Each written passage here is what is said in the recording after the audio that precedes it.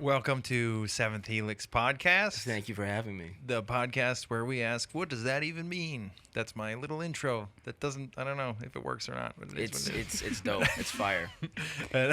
I got Adrian Lewis, right? Yes, sir. That's your last name? I only know you as The Age. I know it's because your name is Adrian. Yeah. But I had to look up your last Whoa. name. I don't know where the G I just came found from. that out right oh, now. really? Yeah. Oh, cool. No, I have a friend named Adriance. His last name is Adriance, and we call him Age. Oh, really? Yeah. Dang, I thought I was the only one. Wow. But I think we like spell it ADJ. Oh, really? We don't do the AGE thing. Oh, so, okay. yeah, I there feel you go. a lot better now. You're definitely better. I hope he's not listening. And Hillary, you can say your last name if you want to. Wallace? Okay, we didn't ask, so Is that because you didn't know it? No, I That would know be your really last clever. name. I didn't know if I should say your last name or not. It's so funny. Like when I was living in Los Angeles, a lot of people did not know me by my first name because I just introduced myself with Age. The same thing here. Like people who like grew up with me know it, but like people like all like have met them like maybe 7-8 times. They're like, so by the way, like what's your like real name? You know? And I'm just like, oh, okay, yeah. Here's my government name. So My government my name. government name, the name that was bestowed upon me.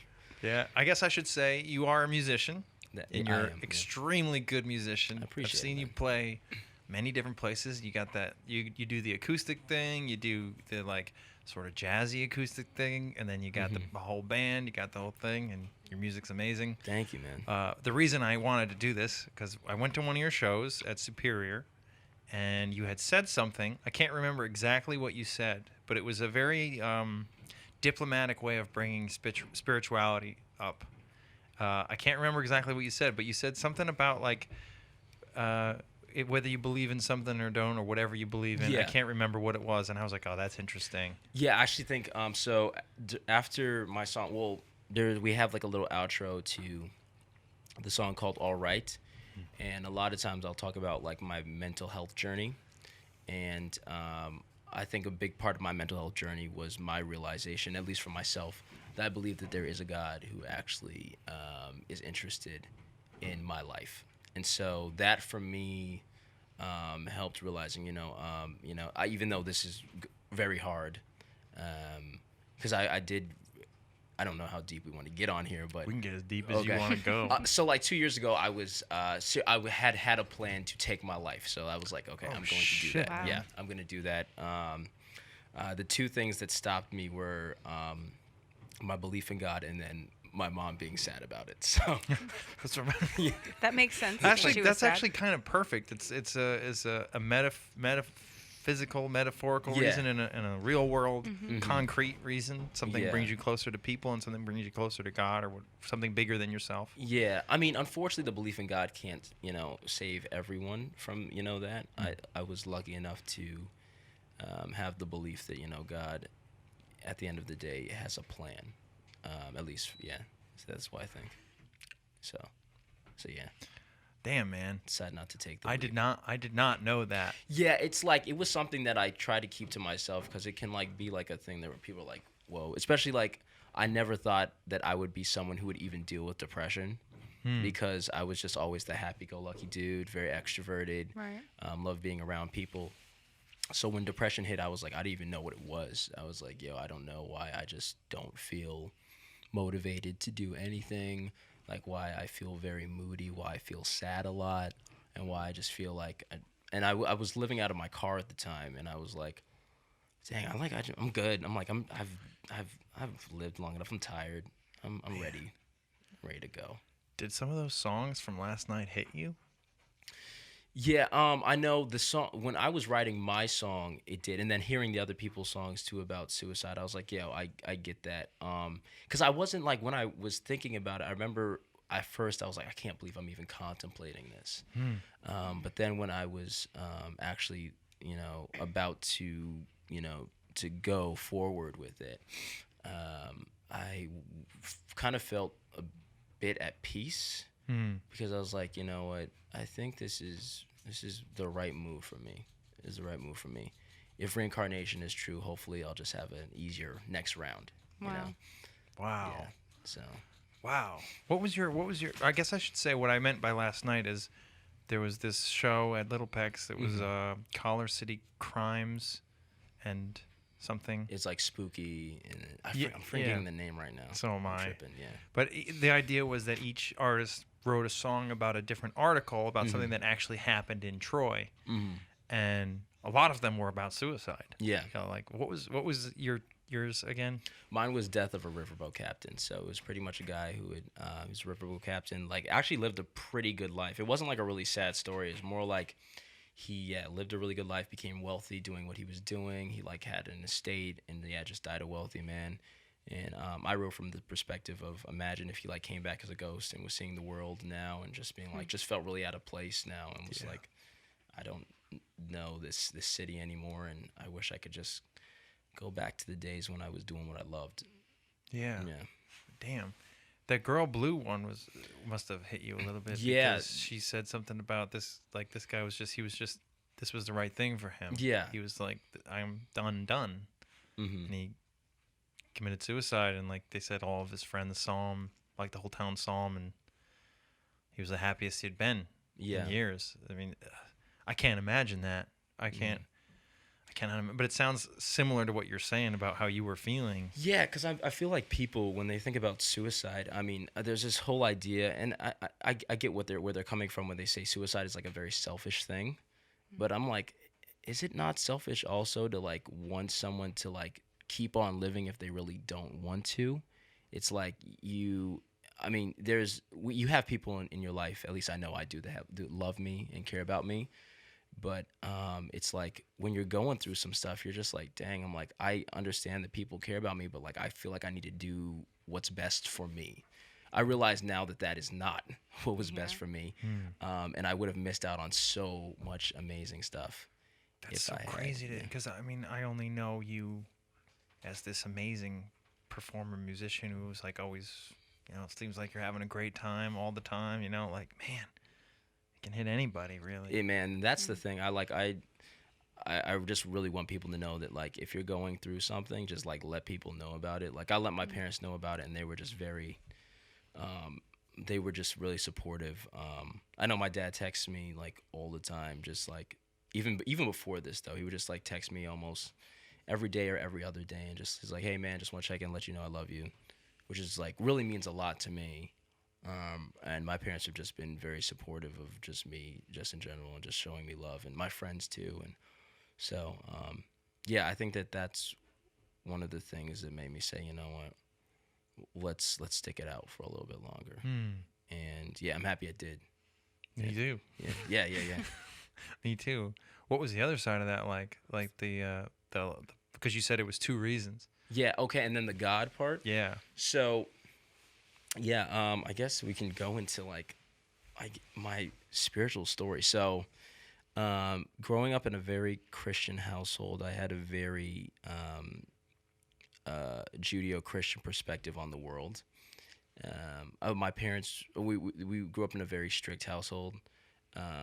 I guess more on the conservative side of Christianity, which is weird because like we were conservative in Christianity, but like my parents, we like hold more like democratic beliefs or like more liberal beliefs in certain areas. So That it is was interesting. Yeah. So like politically, I'll say. I think that has to do with a lot of like the Democratic Party and African American communities have a pretty close. They're very closely knit. So yeah, growing up in that, I had a very strong belief in Christianity and who the person of Jesus Christ was. Believing you need to have a relationship with Christ in order to be saved. Very involved in church because my parents were in ministry, so we would travel around the country, around the world actually. We went as far as Australia, and yeah. Wow. That was super cool. So.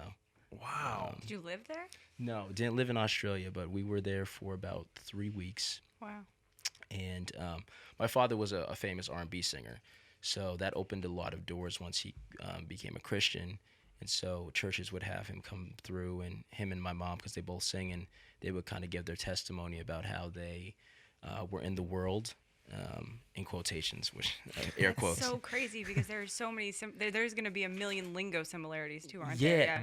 Yeah, I would imagine so. Because I just have never heard anyone say that. Yeah. Keep going. They were in the world and how they were doing secular music, and how God called them out of the darkness into His marvelous light. They always would like to say. Oh wow. And so that was my whole childhood, and I remember as a kid I would go with them, and when they were doing altar calls, they would have me come up and pray, and I would see people like coming to Christ and stuff like that, and giving their lives back to Christ. But they would go everywhere. They would go to churches. They would go to prisons, anywhere, schools, anywhere where they could share their testimony and try to share, the gospel. So yeah, that was a big part of that. And I started getting into music, playing in church, and I was very, very much involved in that. That's so interesting. For me, music and spirituality are pretty tied. Like I have a hard time understanding atheist musicians. I just I don't get it. I don't understand. It's not to say that they're wrong or anything. It's just like I can't wrap my head around it, because to me, they're both about like these divine patterns, like this like worship. It's a group thing that you do together. It's a thing you do. I don't know. To me, they're so tied together that I have a hard time understanding.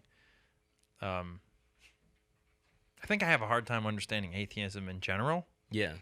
Just because I feel like you believe in something. I don't know, but. Yeah, atheism is one of those things where I never felt like I could be an atheist. But I do, if you have like a very, like if your mind kind of is like just very set on like naturalism and the whole idea, which it to a certain extent, like when it comes to like how the world was created, like we, a long time ago, people had very different spiritual ideas of how the world was created, or religious ideas. And over time, we like learned about natural processes. And so the need for God seems to become less and less and less as time goes on.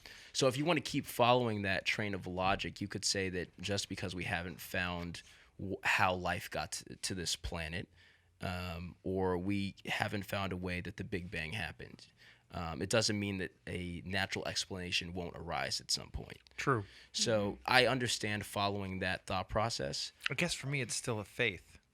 Yeah. Like you still have faith in that the natural process. There will be an explanation. Exactly. Exactly. I have a hard time seeing how you avoid having faith in something. Yeah, I think that the natural processes have a good track record, but at the same time, like, it's hard for me to, because when the world came into existence from the Big Bang, we had time and space and matter all come in simultaneously at that point. And then that's when the laws of physics actually came into play. So I don't understand how you would explain what happened before that if the laws of physics didn't exist. 100% You would have no actual scientific method to even study what happened before then. Yeah, I'm same. I think a lot of the things is like, I feel like a lot of anti-religion people. We talked about Richard Dawkins and who I love. I think they have a big blind spot, but I love them. Like, they're really interesting guys, and they really have a lot to say, especially about like these natural processes, like you said, and explaining the natural world. But where was I going with that? What? I lost it. All good. There's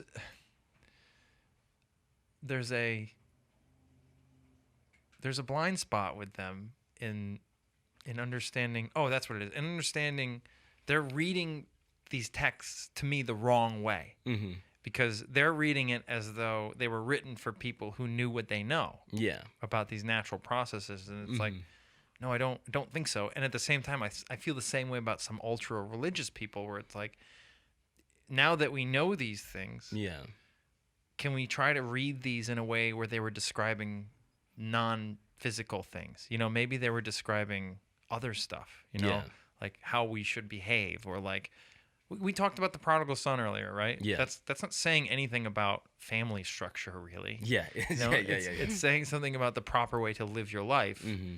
under God, right? Yeah. I feel like both the anti-religious people and the ultra-religious people tend to read it as though it's supposed to be taken like literally. Yeah. And I can't understand that either. You know, I'm demonstrating my lack of understanding of things here, but I feel like they make the same mistake. Yeah, no. I think it's with the story of the prodigal son. That's definitely like the cool thing about Christ is he spoke in a lot of parables, which is like these stories that we're trying to convey a deeper spiritual message. Like you have the prodigal son that has layers to it. You have someone who was walking with God, decided to leave, and then came back. You have the son who decides to continue his walk with God all the way through. And then you have a father who is consistently, it says he saw his son from a far way off, which makes you think that he was actually actively looking for him to come back. So he was just waiting for him. So you have these three characters, two of them conveying us our human experience, whether we're coming into something and it's new or something, or where we've been walking in this for a while. And then you have God who, whether you were in it for a while or just getting back into it, he just wants you to be there. Yeah. Yeah. The father's almost a stand-in for God in that story. Yeah, It's he sort is. of like, That's I want you back, but it's on you. yeah, You most know, like, definitely. I'm here for you. The second you want me. Yeah. The second you want me to be. But Most definitely. yeah, you got to come back. Yeah. Yeah. Yeah. I want to ask a question that you had mentioned that you kind of went away from, because you have faith, but it's not the same faith as your parents. Yeah. And so you went away and came back. Where was that with the whole suicide thing? Like where were you in terms of faith at that point?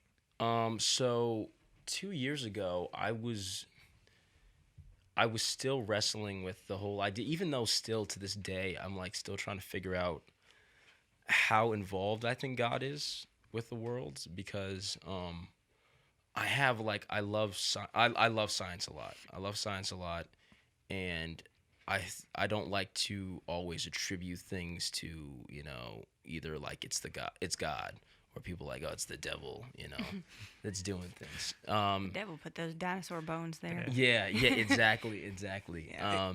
It cannot leave enough room for free will. Like if you go too far with it. Yeah, I mean that's another thing too. I mean with the whole thing of even in Christendom, people argue over like the whole idea of like free will. It's like a predestination, or if you choose God yourself. So I mean that's still something I'm trying to figure out. But I guess the place that I was in was I was starting to leave the idea of deism. Just because it was just taking me really down a really dark path, and plus I was starting to see God popping up more in my life. There was a book that I used to read with my parents. It's a devotional called Experiencing God, and it's by an author named Henry Blackaby, and the whole book, the whole devotional was about paying attention to what God is doing around you. Because a lot of times we're like so focused on life and we're not even focusing on, I see what God was doing over there. I see, it's like Moses was actually on the cover of it. And Moses didn't even realize that whole time that God was setting him up for something so much bigger. From even like his whole childhood of how his mother sent him down the Nile, and how he was brought into Pharaoh's palace, and how he learned about the Egyptian ways and their diplomatic and government structures, all of these things, how he found out that he was a Hebrew, and how he gained empathy for his people. He ends up killing an Egyptian, running away, ends up being a shepherd, which is interesting because he later became a shepherd of a different flock. Yeah, and then how he experiences God in a burning bush, and he's like, first of all, I can't do this.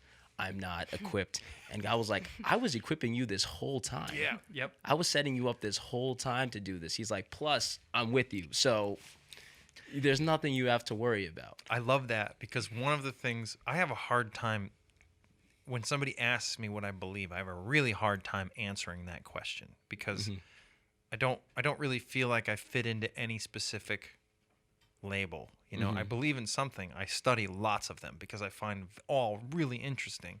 But one of the things having faith does for me is I can remind myself in really tough times that it's like I have faith that I'm never given something I can't handle. Everything that happens, I have faith that I have been given the tools to deal with it. Yeah. I don't get to decide what those are or like how it goes or if it's going to be something I like, but I'll be all right. You know, I'll make it through this in some way. Yeah. Not necessarily physically. You know, I'm going to die someday, but you know what I mean? Like, Yeah.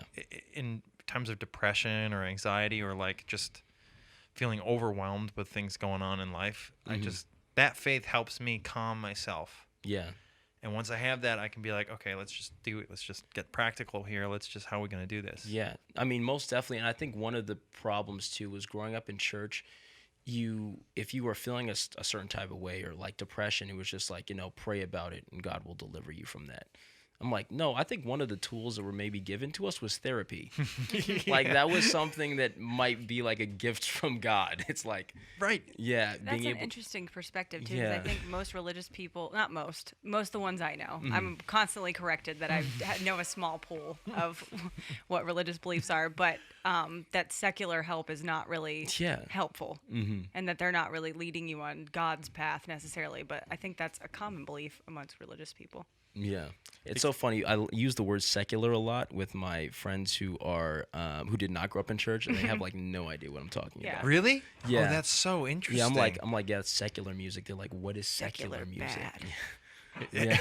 It means not of the of the church. Really, Yeah. like wow, that's really interesting. Yeah, and like worldly. Yeah, Find the world, the truth. Exactly, the world. Yeah, it's weird how like, in my perspective, that attitude is so full of pride. You know, this idea that tool isn't right, isn't good enough, or like isn't gonna. It's like, who are you? You're not God. You don't get to decide what a person needs or what tools are going to be useful for somebody. You know what I mean? Most definitely. Like, what commandment are they breaking here? Yeah. Right. What, they're not killing anybody. You know, it seems to be all right by the rules, by the very strict rules. We seem to be okay here. Yeah. I mean, I think God too. I believe that when it had humans in mind, it wanted us to be able to communicate and be able to help each other out. I'm with you. So I think that's, for me, I think that therapy is definitely a gift that we. That's a really good point. Yeah. I should clarify that in my thought of you're given what you can't. You're never given anything you can't handle. I don't mean that you have to do it alone. Yeah, exactly. I mean that like you're gonna be okay. Because when I feel like when you have like anxiety and depression, it's like dark clouds around you everywhere. You can't see, and you're supposed to go somewhere. Like I'm not supposed to be here, but I don't know where to go because I can't see anything. And just for me, having that moment of like, I'm gonna get through this. There's gonna be a way out. There's gonna be a way for me to deal with this. Yeah. It kind of calms you down, and then I don't know, those clouds disperse at least enough to see something you could do, like go to therapy, or I don't know, it could be as simple as exercising, or like eating better, or like anything. Just something will come up, and it's like, oh yeah, I could do that. Yeah, facts. That would help me. That would help me. Yeah, most definitely, most definitely. But yeah, that's so. When suicide was a serious consideration for you, what was your faith at the time?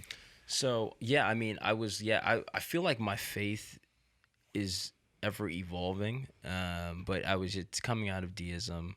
I felt like I was starting to see God in different things in my life, but at the same time, I was just like, I had moved out to California, and I had gotten very sick, physically ill, and I was like laid up in bed for a while, and I like couldn't work, I couldn't do music, and I had gone out to do music, and I was like just became very depressed, was drinking like more than I should have been, and that wasn't helping.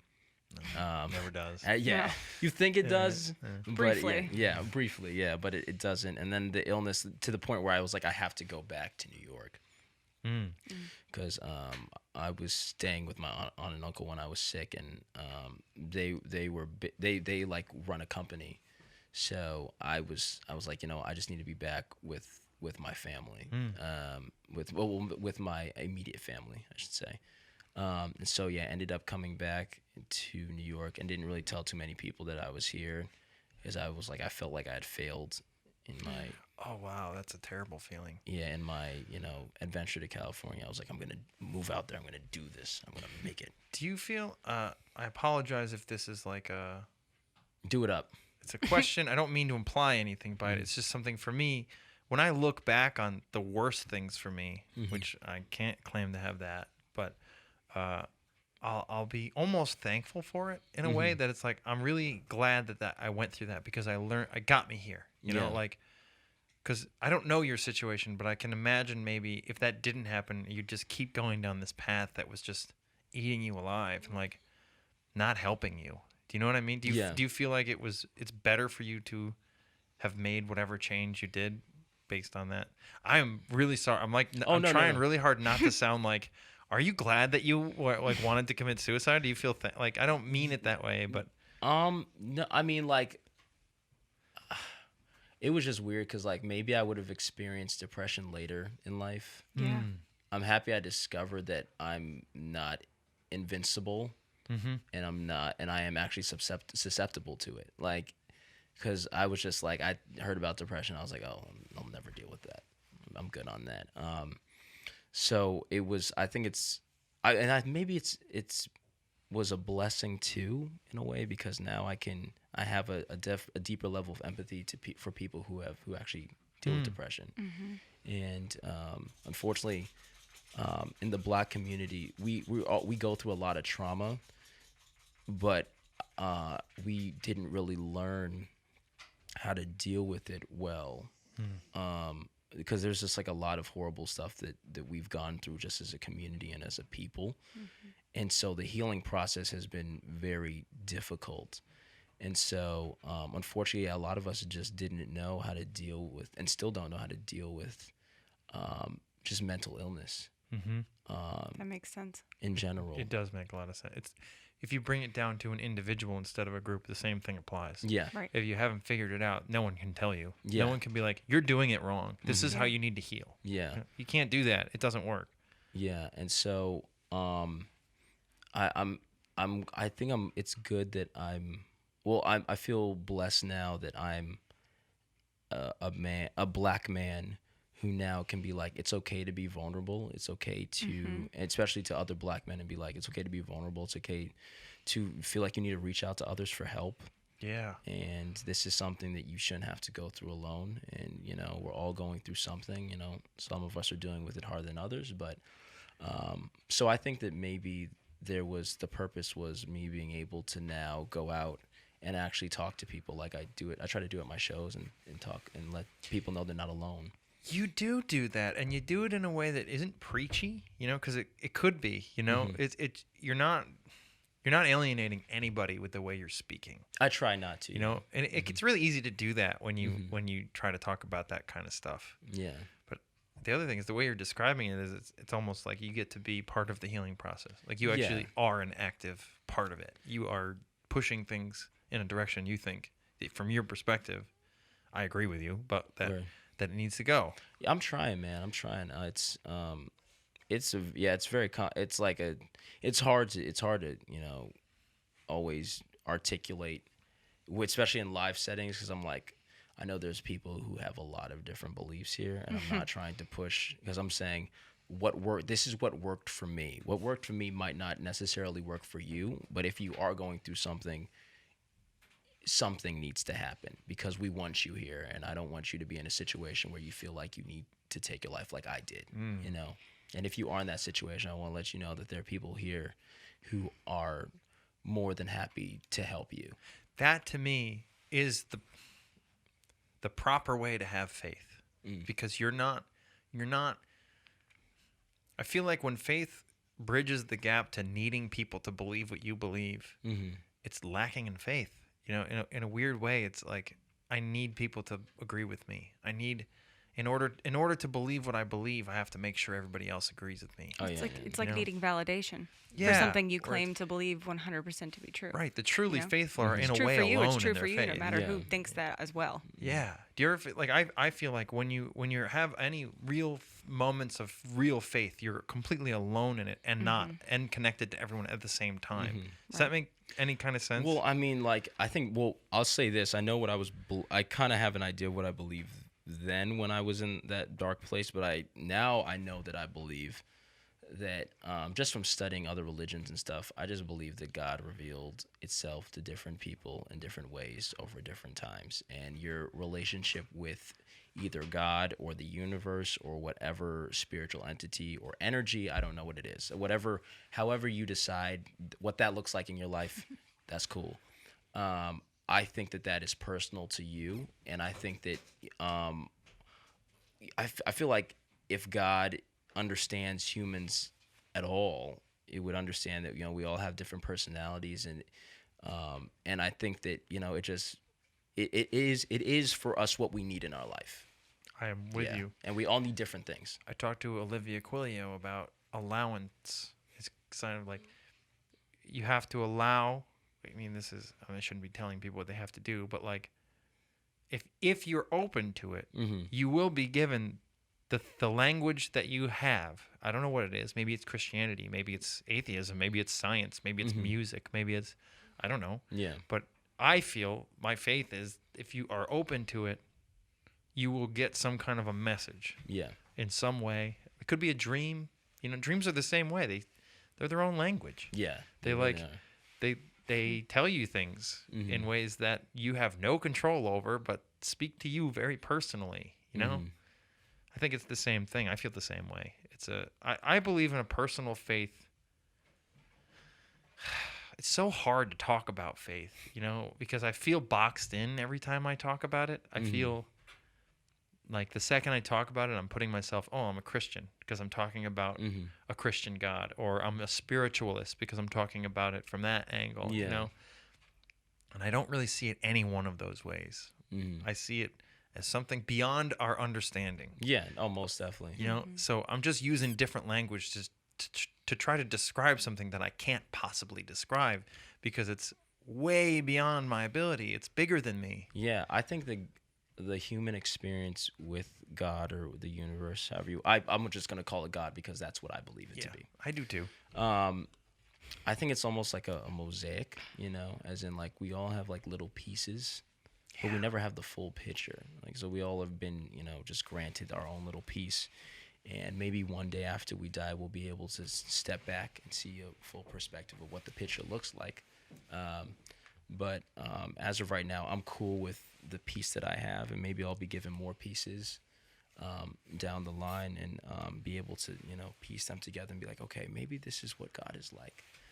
But my problem was with Christianity is that it was this whole concept of we have the full picture. This is who God is. And this is, if you don't believe in this version of God, then you believe in the wrong God. I struggle with the same. I have a problem with that too, which is why I have a hard time defining myself as anything because it's almost built in. Yeah. I had a dream. I think I was meditating, and I got to a good state, and I had this image of this sort of black box that I just knew truth was inside, or God, whatever, everything was in there, and I started to back away from my perspective of it because I could see into it. I could see this light coming out of it. I was like, I know everything. But I kind of backed away from it. And then I saw other people and the light emanating like mapped perfectly onto everybody's eyeball. Really? Okay. So it was like this black box that nobody can see into perfectly, but we each have our own unique way in. You know what I mean? Yeah, and it's yeah, like yeah. that's why I feel like talking to other people is a good way, and empathizing with people is a good way to understand more about that thing that I'll never understand perfectly. Yeah. Like that's why I like studying lots of different religions. I think it's the same thing. It's another window into that little box to see something else that, like you mentioned multiple lives, right? Yeah. You don't have to believe in that, like literally, to get something out of it. Yeah. Like I sometimes think, if that's true, what am I setting myself up for here? Yeah. Or one of the thoughts I had, because I was thinking about suicide. I think about lots of things, but I was thinking about suicide, and I wondered, like, what would be the cosmic price of that? You know, Yeah. if there's a God, what is? Because different people think it's a sin, or they think. Mm-hmm. And I thought, I don't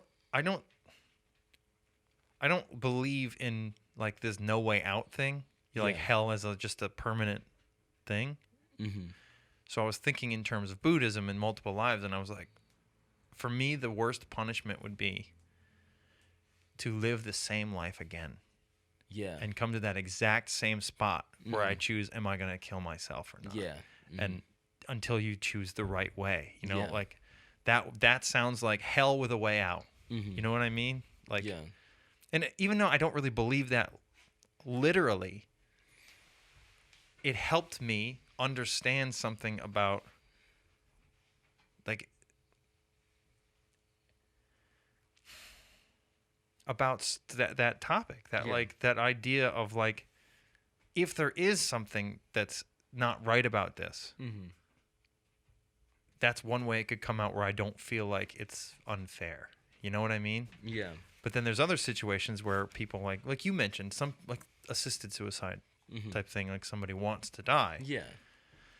I don't know how I feel about that, you know, because like Mhm. maybe me preventing someone from doing that, your next life, you'd be that person. Yeah. You know what I mean? Like those kind of thoughts come into my mind. That thought process helps me have empathy. Like whatever I'm dealing with, maybe I have whatever this person I'm judging is dealing with. Maybe I'm gonna have to deal with that.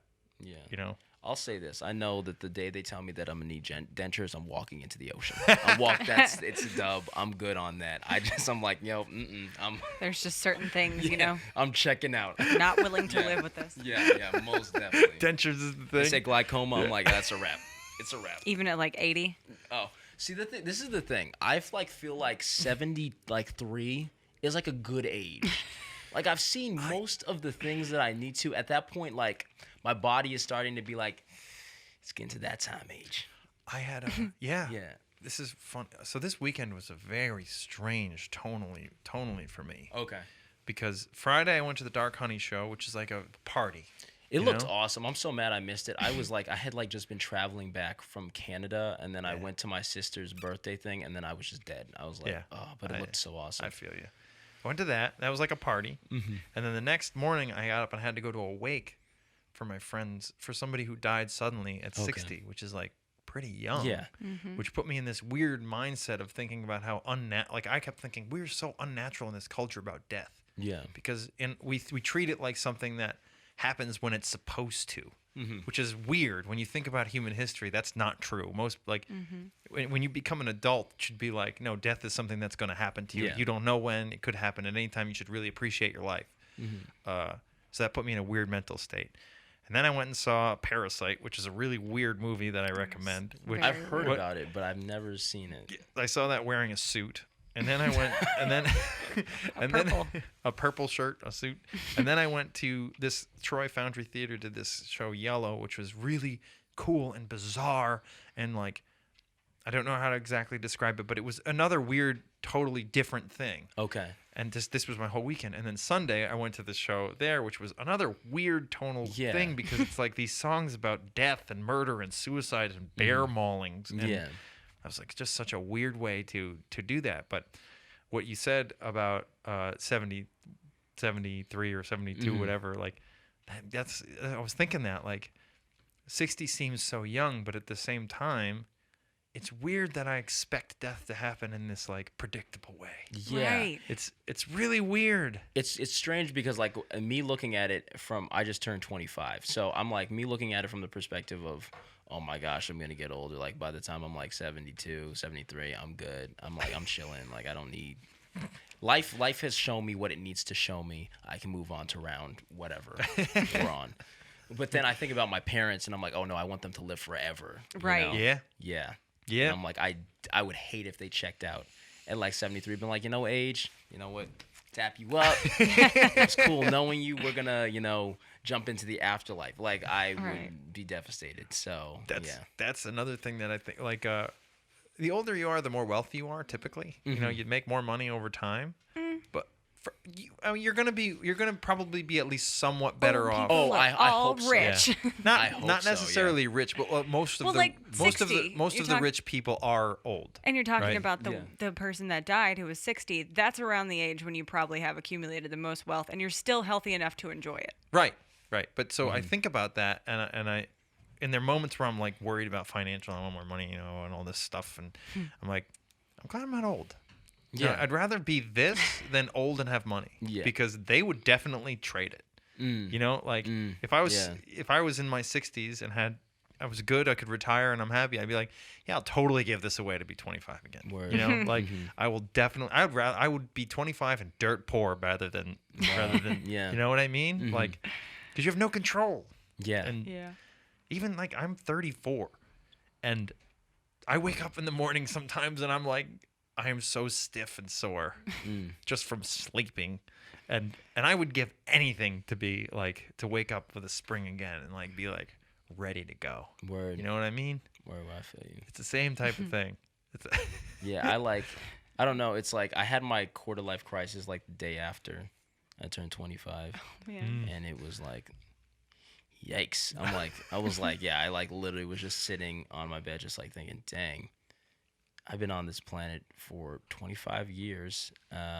I thought I would be in a different place by now. I have done nothing. Yeah, I was have like- that thought. Yeah, I was like, oh, okay, well, but it made me be like, okay, yeah, let's get working. Let's get working.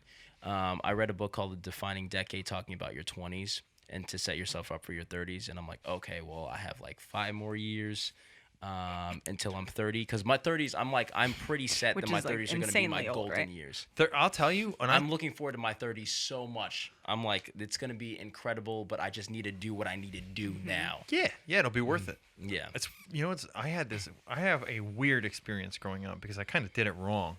I got into a relationship at like 21 years old, and we ended up living in a house together by the time I was 23, and like remodeling the house, and like so I was like very Wow, okay. doing that thing, and then I hit 27, and I was like, my 20s are gone. I haven't done anything. Even though I did a lot in that area, it was like I didn't do the prodigal son thing. I didn't leave. Yeah. I didn't experience all this other stuff, and I needed to get out. So I don't know. I feel like even though it feels that way, it's probably proper. You Word. split your 20s properly. You split them with like you had your time where you did that, and now you got your time to get ready for whatever's next. Yeah. And then it is what it is. A part of me wants to get out into the world. Like Yeah. that's a part of me like does want to do that and just be like, dang, you know what? I just need to drop this and just like see some stuff. Like, Yeah. I'd like tell my friend Chase all the time. I'm like, dude, what would it take for us to just like leave and just like go and take a plane over to Europe and just like backpack and then maybe hit up India and just find ourselves? She's like, dude, I don't know. I don't. And I'm just like, but there's a part of me that's like, one of these days I'm gonna do it. I'm just gonna do it. You should. Yeah, I'm just gonna do it. But right now I'm just like, you know what? I need to focus on this music stuff because I do want to like make a career of it. But another part of me is just like, I just want to go on a spiritual adventure and just like hang out with a friend and then be like, okay, God, let's figure this out. Let's figure this out. What's going on?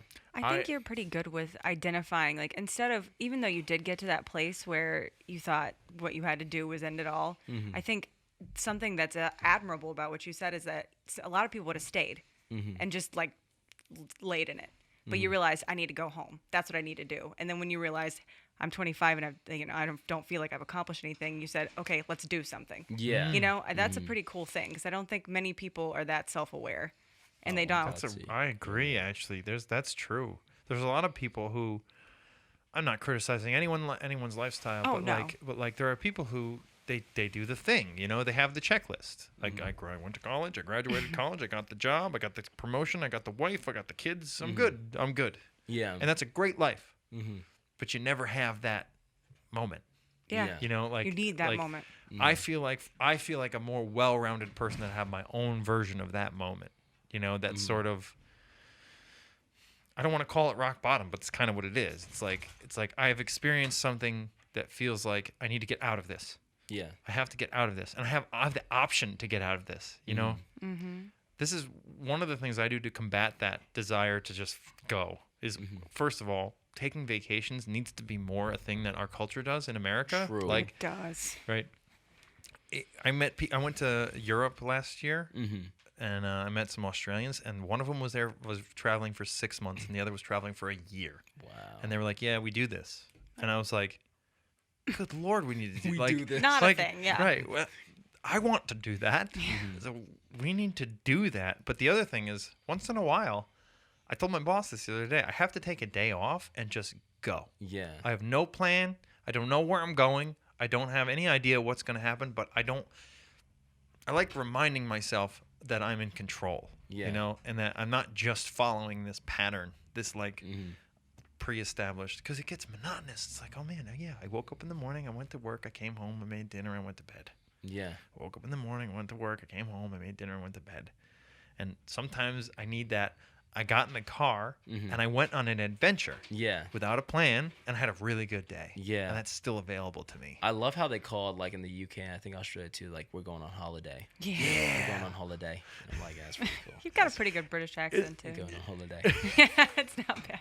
Thank you. Have you ever done any acting? So when I was in Oh, middle man. school, I'm not gonna do the whole thing. No, do it. So when I was in middle school, I was actually in a play as a British guy. So I spoke in a British accent for about a month straight. Oh, wow. Really? So Did your parents love that? I think they thought it was kind of weird. Like it was mostly at school though. So it was when I was at school, I would speak in a British accent, and kids were like, "Yo, what is this dude doing?" And, but when the play actually came around, I did my monologue in a British accent, and there was a one of the kids' uncles was in from Britain and saw the play, and he was like, "Who was the British kid you had do it?" And I was like, that was like all the validation Oh, that I That's needed. man. amazing. That It's felt like a good. real British guy. I thought, That's great. but I needed. I've lost like as I've lost some of it over time. So every now and then I like speaking in it just so I can try to give back. But it's fun. You do Well, have a exercise. look and a smoothness about you that I feel like would be really good for acting too. Like Oh, I thank you. feel like you could act and it would like really work. It's one of those things where I've seriously thought about pursuing it at some point and actually like taking acting classes. So yeah, but thank you. Yeah, I've always had fun like being on stage. I did a monologue last year with Illuminate Theater, which is a theater company that is run by Black and brown people, and it was really cool. They like my friend Morgan was like, "Do a monologue." I was like, "No, I don't want to do a monologue." And she's like, "It's Shakespeare." I was like, "Oh, fine, I'll do it." What monologue was it? It was Midsummer's Dream or something. Okay. That's right. Yeah, oh, is that right? Okay, because I always get it like I call it like a Midsummer Midsummer Night's Nightmare. Dream. Yeah, Yeah. Midsummer Night's Dream. Okay, and I was this character named Puck. Oh, And you're he- the fairy. Yeah, it's like thou Cool. speakest all right. I am the merry wanderer of the night. Yeah. Nice. So it was like a fun thing. I got to just act like a fool on stage and do this monologue, and it actually was like it went really well. That's awesome. Puck is funny. Yeah, so it was crazy. Like I didn't understand half of the words that were Yeah. being said because Shakespeare would be like talking some weird ish, but but yeah, it was really cool, and I think it's definitely something I need to do more of when I have the time. It feels like there's an acting element in your Instagram stories. They're real. Oh, yeah. But also like you're putting on an act, like you're like embellishing it and making it really most funny. definitely. You have People, to. some people think like I do rants on Instagram Yeah. anytime winter comes because I hate winter with every single Me molecule. too. Thank you. Every single atom in my body hates the cold. Same. Yeah. So, are you a fan of the cold? I'm from South Carolina, so okay. I never saw snow before I moved here, and gotcha. now I'm excited about it, and I reserve that right. Yeah, so but when she feels I like feel I'm that. being negative because I'm like really upset that it's cold out. Like I'm No, I'm- my No, my soul because is he was deeply pre-upset. That's it. Yeah. Wasn't even cold yet, and I was like, "Come yeah, on, but it's gonna be. I'm gonna have to Yeah. deal with this for the next 5 months. Let's not start early." Oh man, no. When I just like when winter is coming, it's just like And I was in Montreal for like from I think it was Wednesday to Friday, and it was snowing and it was like 30 degrees, and that hasn't hit us yet. No. So and I didn't know Supposed that it was to going to today. be like that. So pardon me. I think it was. I'm sorry. I think it was supposed to snow tonight. So I'm Thanks so sorry. for bringing the mood In down, the name Hillary. of Jesus, I want to pray against that. I rebuke that. I got the sentence halfway out and wanted to spare you, but you heard that. So No, but yeah, excuse me. I am not a fan at all. So like when I do my rants, most people think it's funny. So I get a lot of messages from people like, "Dude, you're a clown." But then some people are genuinely concerned. Oh no. They're like, "Dude, you seem really angry right now." And Do you I'm need like, something? I'm like, and so I try to like end my videos now with being like, but other than that, everything's cool. So that people at least know that like I'm joking around. But I do. That's sad. Yeah, but I But do. other than that, I'm fine. I yeah. swear, yeah. That's I feel like if you're looking for true things on like Instagram, you're not looking in the right place, man. I find it very hard to find much real stuff on there. I love Yeah. it for what it is. It's a great promoting tool. It's a great way to clown around or share your stuff. But come on. Yeah. The problem was though, like with the last one, I believe I was profiled at the border, and I had a very saw serious that issue one. with the police. That one And- didn't seem like joking. Did Yeah. you really? I did, yeah. I had a serious issue with the border police. But then having That's the rant, lovely. the other rant, people are like, okay, we don't know if he's being real or serious right now. He just might be That's mad true. in Montreal. That one was real. Yeah. But I felt like it was pretty easy to tell that it was real. Yeah. Okay, good. Like, I good. felt I'm like- happy that came across with I seriousness. was like, oh shit, this Yeah. isn't something he would just joke around about. Yeah. This is serious. Yeah, it was. That's kinda weird. lame. Yeah. It does suck. I listened to the whole thing, and I listened again because I didn't quite get the whole thing the first time. I was like, oh, that fucking sucks. The funny thing is, coming back into the U.S., I was talking to the guy. He was like, "So what were you doing in Canada?" And told him what was going on, and he was like, "Did you smoke anything when you were in Canada?" I was like, "No." He's like, "Did you buy anything?" I was like, "No." I was like, "I was drinking a good amount." He's like, "What were you drinking?" I was like, "Johnny Walker Red Label." He's like, "My man, go for it." Oh wow. And let me through. I've had the same experience. Like when I go to, well, no, I have not had the same experience. I have had the experience of having a way harder time getting into Canada Okay. than into coming back Yeah. to America. Like they're hard asses. Yeah, Where, they where really did you cross? You crossed up north. Yeah, so I was Yeah. coming from SUNY Potsdam. Yeah. And so my friend Nico had a show up there. And so I just came to support, and then we had planned on just chilling in Montreal for the next couple days Yeah. since he had an Airbnb there. And so like he got through so easy. I was like, "Oh, this finna be a breeze." So I got there. And yeah, the woman, I was like all, my peppy self. I was like, Oh, "How you no. guys doing?" And they were like, "Hello, sir, what are you doing here?" I'm like, "Yeah, I came up to, just chill in Montreal, have a good time." They're like, "Oh, where are you coming from?" SUNY Potsdam. And they start asking me a lot of questions. I was like, "Okay, well, I'm just gonna answer it honestly." And they started asking me a lot about drugs, and I was like, "Okay, this is not." You're like, oh, you mean this crack? Like, This clack? I have crack in my pocket. You want after some? they searched my car twice, just at the first stop, I was like, okay, something's going on here. And then they sent me to a different exiting point than my friend Nico That's had scary, gone. Mm. too. And I was like, oh. And then that's when they made me step out of my car, and then pulled everything out of my car. And then I was like, oh shoot. So yeah. So that part was a little whack, but I mean, getting into Montreal and having a good time. We went to an Irish bar that night, Fun. and yeah, drank some scotch, and we're listening to Mumford and Son cover band, and it was a good time. That's was a cool. good time. I'm Yeah. sorry you had that experience at Yeah. the border. Yeah, it's unfortunate, but it'd be like that sometimes. Never had that happen. Yeah. I did have the car searched once, but that's because I was with a bunch of guys on a bachelor party, and the guy who was driving was a moron. Oh. he was like saying things. We were like, why? Why are you would doing you this to us? say Why did you say that? Like he's joking around with the guy about having pot, and I was They like, don't think I was that's like, funny at all. dude, what are you talking Yeah. about? And just searching through the car, and I knew we had nothing to worry about, but I was like nervous. I was like, what if they put something in there? Yo, no, I got to a point I was like, did I bring stuff into the car? Yeah, Did right. I didn't think I did, but maybe did I?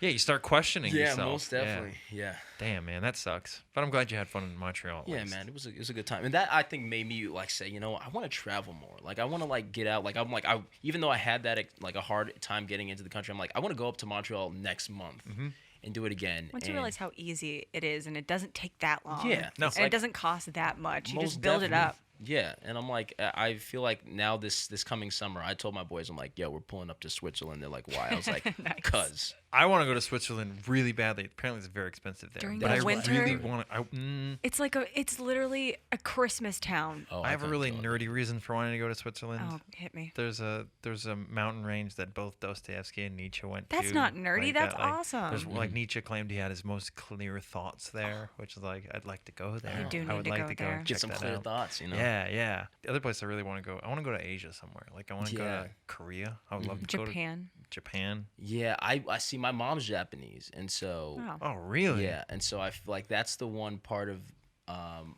like my heritage that I haven't really connected with too much. You should Yeah. go. Yeah, it's like a different language, and unfortunately, my grandmother met my grandfather during World War II, and he was like an American soldier, and so they kind of disowned her in a way because she decided to marry an American soldier. I think maybe also because he was a Black American soldier as well. So it was like a very big cultural difference. Wow. That's interesting. Between the two of them, and then she moved to the U.S. and then her family ties kind of dwindled. I never thought about it. I did know that Japan is they let very few people Yeah. move there. Like it's very hard to move there. I don't know how they felt about people leaving there. I never Yeah. thought about that angle of it. I do know there's a lot of people who want to live there, but Yeah. it's an island. They so- have a very strong culture. I mean, Yeah. there was like a time period for like hundreds of years where they were shut off from like the whole world. They So were like, it Right. makes sense Yeah. that they like are protective of that. Yeah. They're like, this Yeah. is our culture. We're separate. Yeah. and we want to keep it that way. most yeah. definitely. Yeah, it's really interesting. Yeah, we were on spirituality and then Yeah, we shifted to shifted. travel. we shifted how to it goes. travel. Yeah. Yeah, spirituality is. We talked about this. It's something that I really enjoy talking about, Mm-hmm. and I feel like most people would benefit from talking about it Yeah. from their own perspective. But I also feel like a lot of people, like they feel attacked by it, because maybe they came from a very religious household where, they were, shamed or something for not believing, or you never know what people Yeah.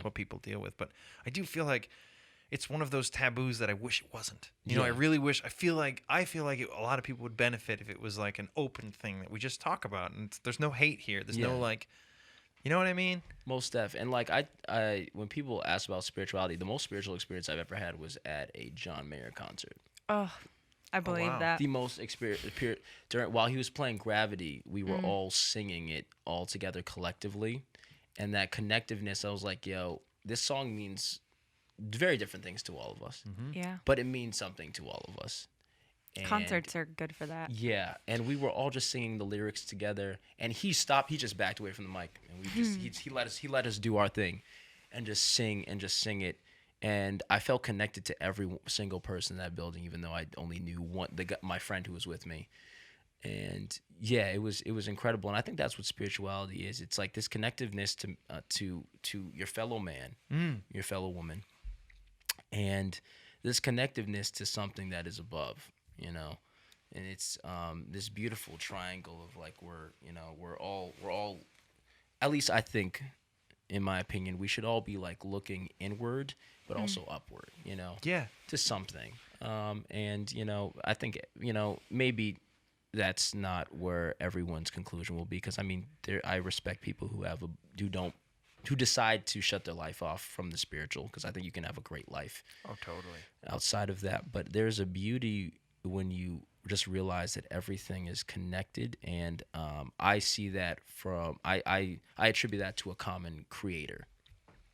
I think that something put this here, and its fingerprint is in all of creation, and that's why we can connect with so many things, whether it's nature or each other, or through music. I mean, art. That whole I feel like I feel closest to God when I'm doing music. When I feel connected to the musicians that I'm playing with on stage, and we just lock. That's what I think. Those are the moments that God enjoys watching us have.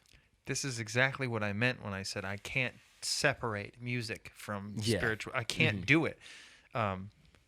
And the way you describe it is perfect. It's like music and God give you this situation where we're all the same. Mm-hmm. Even though we're all different, despite all our differences, in this situation, we're all in religion. It's like under God. We're all under God. You know, we're all together in this faith that, you know, it's something above all of our differences, something that's more important than all of our differences.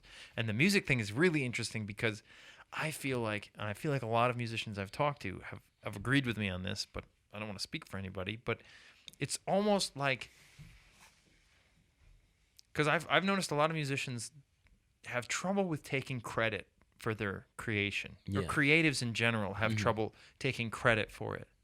And I don't think that's a mistake. You know, and I don't think that it means that you're not important, you know, or that you didn't create it and you don't have something to take credit for. But I feel like it's sort of, you are a conduit of something. Most you know, definitely. like you are allowed. You have developed all of these skills. You play guitar. You sing. You've learned all these things about music. These patterns, these wavelengths, these like sounds, and you allow yourself to be a conduit to something, to use that. You can call it God. You can call it spirituality. You can call it the interconnectedness of all of us, or energies, whatever. But that's what it feels like. It feels like the person on stage it's like a lightning rod. You've allowed yourself to be a lightning rod, and you allow it to use all of these tools you've developed, all of the skills you've developed to come out into the world, and everybody can connect to it, and we can all like feel something that's hard to feel alone. Most definitely. It's like music is so much bigger than me, and I don't know, I see it like almost as like a river that I've decided to jump into, and the river is going to keep going. If I decide to jump out of it, when I pass away, it will keep going. But it's just something that I think will always be with us. I hope it is. I would hate for there to be a time when it's not, but I feel like music just naturally just comes out of the soul. Like, it was a lot of like the blues that we hear, or even gospel, comes from the fields of slaves. Yep. Oh, well, slaves being in fields and them just singing like songs of lamentation or crying out to God. And it was like they didn't have any instruments. All they had were their voices. And then later those songs were like put to, you know, instrumentations and like the songs were notated and stuff, but it just naturally just comes out of the body. Music is therapy. Yeah, it really is. It's like just a natural thing that's always been with us. Like animals share music too. When you hear the birds, that's like a way. That's a way of their communication. A lot of tribes shared stories through music. Even how they were talking last night, how a lot of these murder stories where these stories were shared through music. So music is like literally just like, I guess just like a form of communication, and I think that's why it's been. I like to use that platform to share my spiritual beliefs, because me just coming out and saying, so this is what I think about spirituality, it's gonna sometimes be like, oh, here we go, here we go, it's another guy. But I say, you know, if I could put like a little music behind it, I think it opens people up a little bit more to be susceptible, or to just be open in general to hearing something from my perspective that they might not always have been open to hearing. I think music just cracks open the soul and allows you to let more of life in. Your show at the Berlin was very like that. I'm glad to hear that. It was very, because you had your friends there from California, and you were playing, and everybody was participating. You know, everybody in that place was singing. Everybody was on the same wavelength. You know what I mean? And I don't know how to put it. You know how you mentioned that your family's like conservative, but not like you're like, it's similar with music, because there's a conservative aspect to music. This sort of high respect for the structure that got things to where they are, you know? Yeah. But it's also very liberal in the way that it's like using it to open doors to new things. It's a weird fusion there. It might be why I like music so much.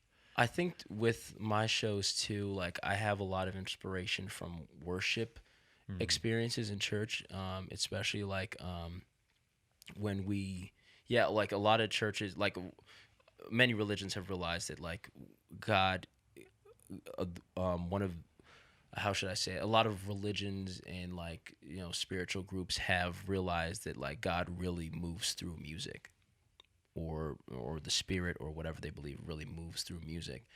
And so a lot of how I try to approach my shows is trying to like make it like a spiritual experience, as if you would be in church. Like I'll be like, let the church say amen, like stuff like that, which is just ingrained in me from being in church.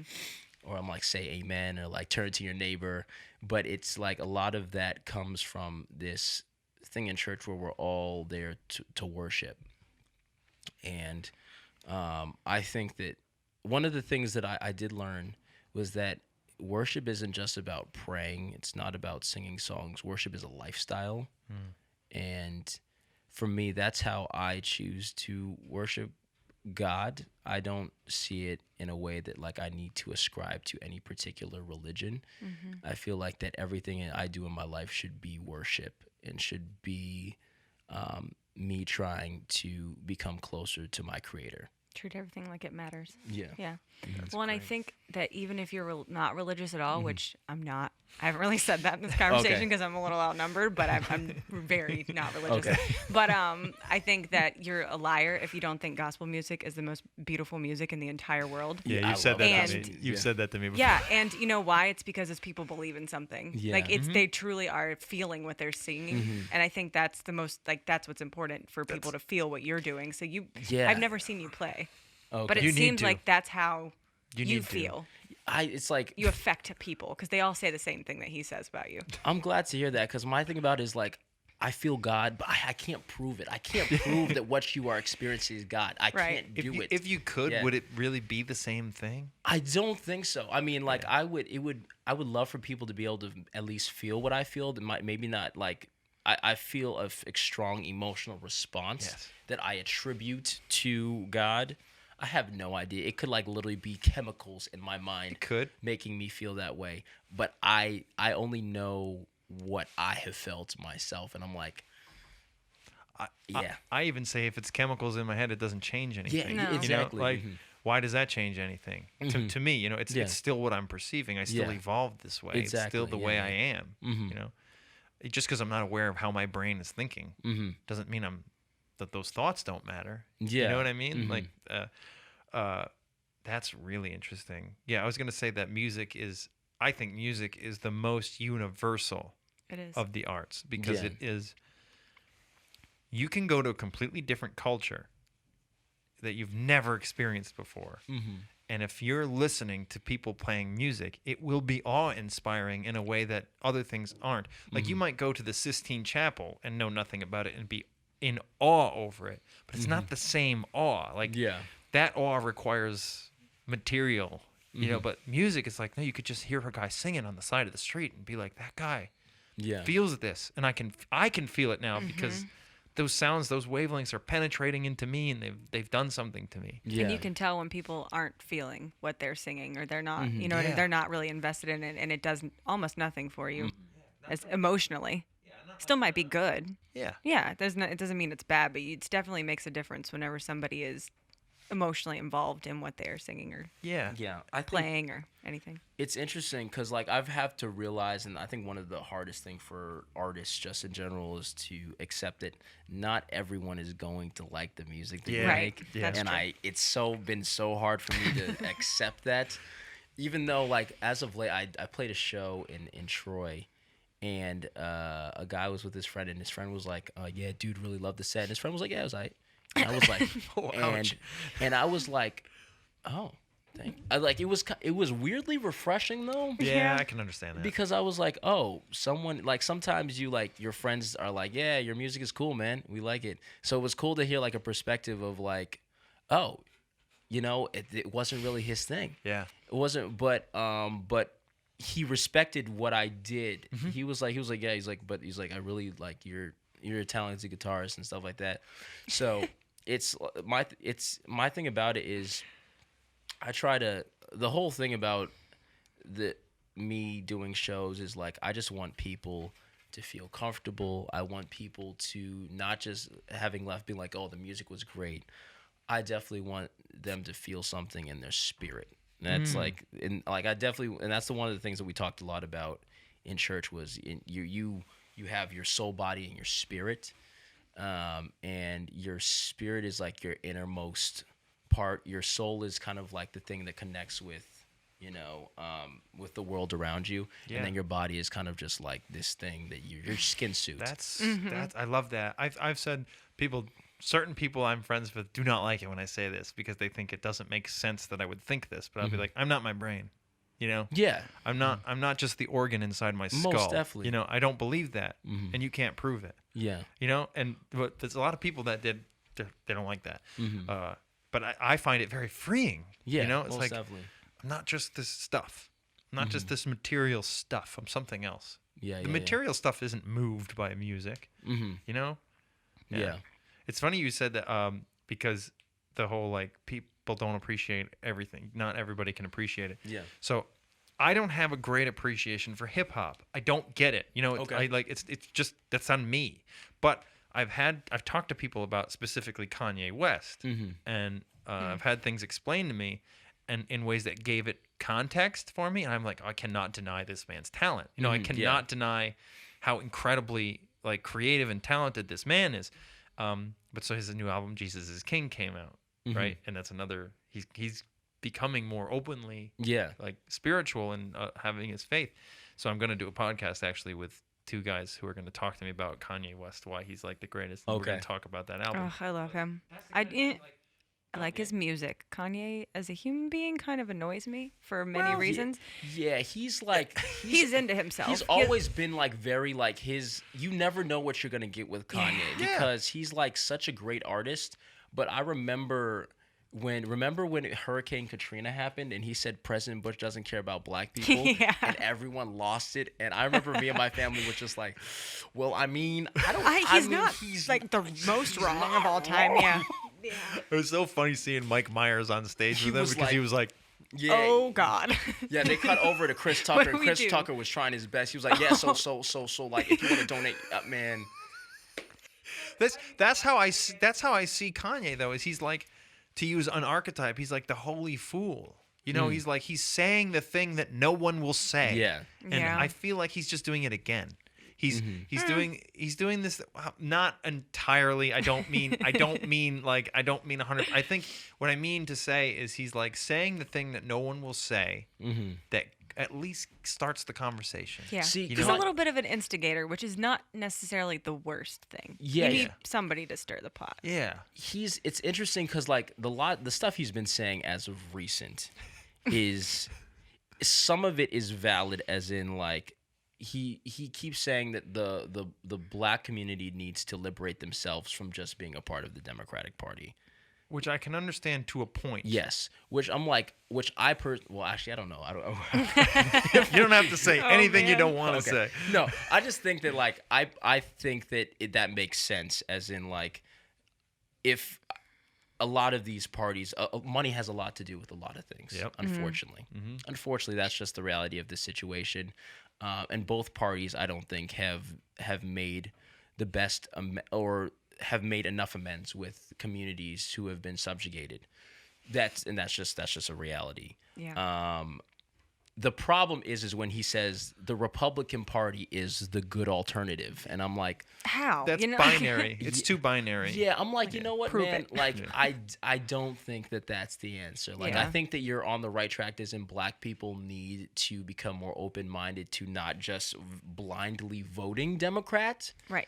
But at the same time, the Republican Party is not the right answer, in my opinion. Fair. I think that, we need to come together, see what we need as a community from like just both parties. 100% agree. Right. Yeah. The real message there is don't vote blindly. Yeah, exactly. Like find out what you believe and then vote for that. Yeah. Like I'm 100% behind that. I mean, that I think is a good message, like for everybody. But I don't know. I think he sees it a little too binary, but also it's a little bit like it's like this controversy will do for me what every other controversy has done for me. Yeah. It's like a marketing thing. Yeah. It works well. They talk about him all the time. talking. You know what I mean? I'm not saying like it's a good or bad thing. I'm not like taking a stance on it or anything. But I do agree that like It's like, well, that doesn't mean you have to be a Republican. Maybe Right. what it means is the Democratic Party isn't serving you the way it should be, and you should fix that. You know, I don't know. Kanye is also a Gemini, and this is not Gemini slander, but just to put that out there, he is a Gemini. What I don't know a ton about that. So Donald Trump is also a Gemini. Aw, Oh. that's cute of them. There's like Geminis. I'm a Scorpio, so I can and a Nice. birthday just happened. Scorpios are, if you know a lot of, they're some of the best. I'm glad to hear that because that's not usually the response that I get. I Really? usually get very mixed feelings, especially from like the opposite sex, because I feel like some of us have just not really been good influences for our sign. But yeah, I've noticed that, you know, sometimes Geminis will just like speak whatever is on their mind without sometimes just being like, let me take a second. And if I am going to say something that is going to be that controversial, let me just make it a little bit more palatable. You know what? I Yeah. think that's like, let me have a little bit more tact about Yeah. it. Because you can like literally say some crazy stuff, but if you say it the right way, Yeah. people are like, okay, okay, okay, you know? Where like Donald, he just says absolutely Off the rip, 100% wild. of the time. Yeah, it's It just all like, means nothing. It's well, we're actually we're at the time now. We're at the anniversary of the election. Yeah. like it's like a couple days ago. And so I look at my Facebook memories sometimes, and I was looking at the things I was posting around that time, and I was like, man, this is so weird. Dude, You know, weird. yeah. Like one of the things I sent it to you was the day of the election. I wrote this on Facebook, which I don't know why I use Facebook, like, but whatever at the time. It was 4 years ago. What I wrote was, and I remember this happening. I went for a walk, and these two construction workers were working somewhere, and they were arguing like heated about like Hillary versus Trump, and what I wrote was like they were really angry and loud, but neither of them heard each other. Yeah. And what my response to that is, we're just yelling louder now, and we've all gone deaf. Yeah. You know, like we That is the we problem. haven't fixed this. We have not fixed this. I want it to be fixed. Yeah. I don't I think want it's us- possible. I want us to be able to talk to each other. You know? Yeah, it's been unfortunate, especially like on Twitter. Like it's very like Twitter is just a wild place. I remember back in like 2016 or 17, Twitter was really dying.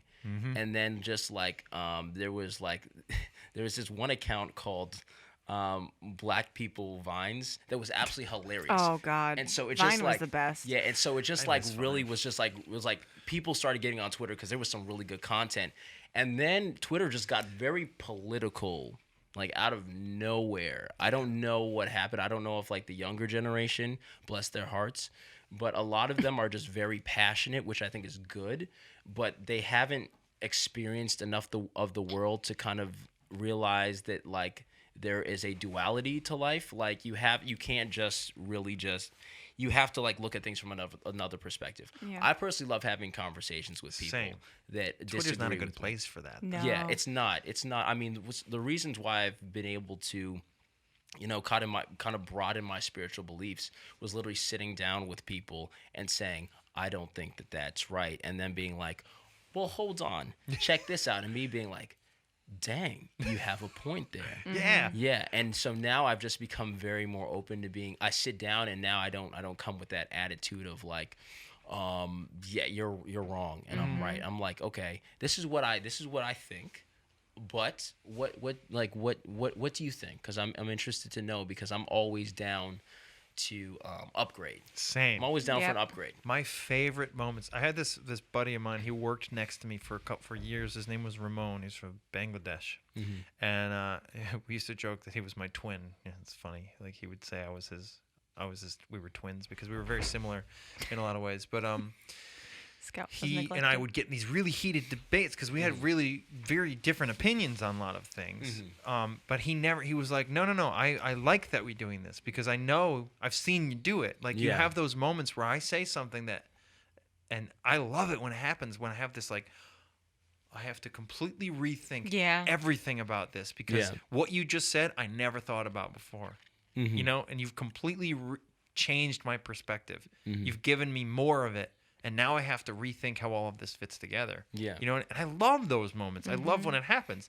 But like for a lot of people, and this is gonna sound really elitist, but it might just be because I am like a thinker, you know, and I'm constantly thinking about things, and I'm constantly trying to have conversations. It's like a lot of times people haven't said something I haven't thought of, and it's nothing against them. It's just that no, I've had this conversation. I know what I think about this. I'm not against you on it. I'm not trying to tell you you're wrong. It's just like that doesn't change my opinion. I still believe what I believe. I'm glad you believe what you believe. Some people can't. They don't really like that. They want that little piece of information to be the thing that changes your mind. You know what I mean? That's not a productive way to have a conversation, though. If you're going in to change somebody else's mind, you are not open to what they're saying at all. Right. You have a goal in mind instead of the goal just being a conversation. Right. Yeah, I'm like I personally have bbeen swayed by very good arguments. Like I love watching debates online. Me too. I did that a lot watching Christopher Hitchens debate like theologians and stuff like that, and that definitely changed my mind on a lot of things. But yeah, I've learned that I'm not someone who easily changes their opinion, but I'm someone who's very open, and I love I'll walk away being like, okay, like what was that term you used? Because I want to look it up. I'm interested in knowing more, and I think even apart from spirituality, like I learned a lot from the women in my life because I grew up, I think, in the church. I had a very male centric idea of the world. And I was dealing with like a lot of toxic masculinity and ideology, and so the women in my life, first of all, it wasn't their job to do that because the information exists out there. I can look it up myself, but I appreciate them having the patience to have a conversation with me about it. Yeah. Because even when I try to talk about even like racial relations in the country, a lot of times, like I feel like it's not my job to educate you because we have like information out here. But I would rather if I can share information, because I just appreciate when people share information with me. I try. I'd rather know. Yeah, walk around like some kind of idiot I doing some. Yeah. I have a harder time. Like, I feel like if I don't get it already, I need someone to help me. You know what I mean? Like I need a face. I need something, because otherwise I feel myself like not getting it, or maybe being resistant to something in a way that I didn't realize I was being resistant to it. You know what I mean? Yeah. But talking to a human being face to face, or even on the phone, I mean, that helps me understand a lot of things that I don't get. Yeah, most definitely. I mean, I think I am personally, I love having deep conversation. And I just try to come into any conversation with as much humility as possible, and realize that there is so much stuff about the world that I don't know yet, and this is an opportunity for me to learn something. So 100%. Yeah. Well, it's getting cold in here. What do you say? Yeah, I can feel it in my feet a little bit. I cannot feel my toes. I really appreciate you coming, man. Yo, thank you for having me. I needed this. I'm glad. I'm glad. You're not the first person to say that. It makes me feel good. It makes me feel good about doing this. It makes me feel most definitely. Sitting down and talking is always helpful.